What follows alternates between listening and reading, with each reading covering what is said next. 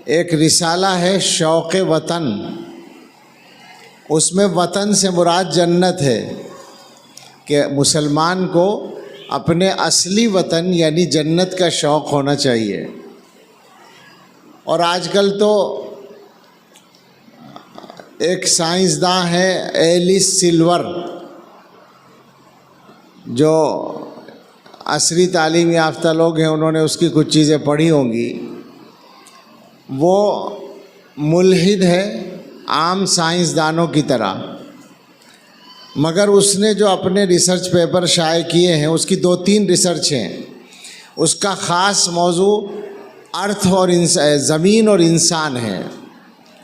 اس نے یہ کہا ہے کہ زمین کا اور انسان کے مزاج کا مطالعہ کرنے کے بعد میری سمجھ میں یہ آیا ہے کہ یہ انسان اس زمین کا رہنے والا نہیں ہے،